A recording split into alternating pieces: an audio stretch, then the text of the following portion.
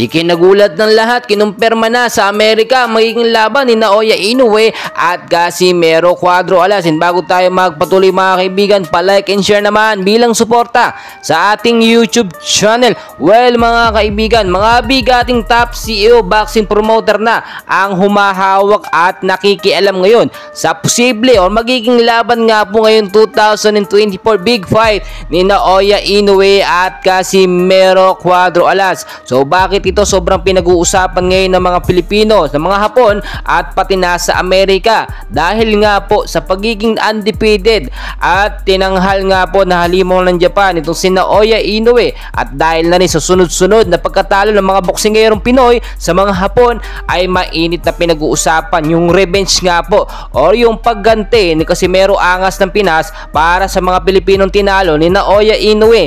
Ngayon po kasi kasado na talagang pinag-uusapan na sa Amerika. Nakikialam pa ang ilang mga promoter, mga bigating promoter dito sa laban ni Inoue at Casimero. Bakit kamo? Siyempre, gusto nilang gatasan yung magiging laban na ito, no? Kung titignan po ninyong mabuti, kahit ka si Bob Arum may kumpiyansa na gustong matupad ang mangyari ang laban, no, bago matapos ito 2024. Kaya as of now, nakita nyo tuloy-tuloy at pursigido sa pag-e-ensayo eto nga po si Casimero, dahil anumang oras pwedeng i-anunsyo sa Amerika or pwede silang ipatawag agad-agad, no? Wala na pong problema yan sa mga boxing promoter nila, dahil hindi sila pwedeng tumanggi kapag Amerika na nagbigay ng anunsyo at pagpapatawag sa kanila. Sa kampo naman ni Inoue, humanda na kayo ngayon, dahil nga po yung mga gloves, yung mga anti-doping test, yung mga pain reliever na itinuturok, bawal na po yan.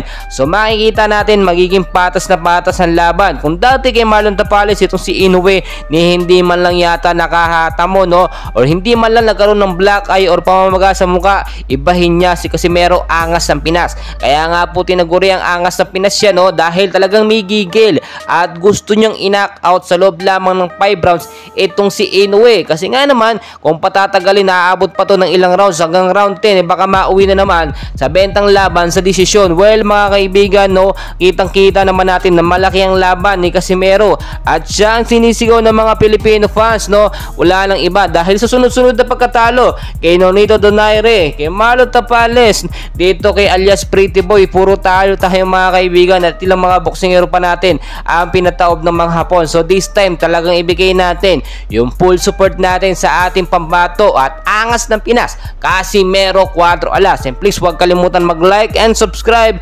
Maraming salamat.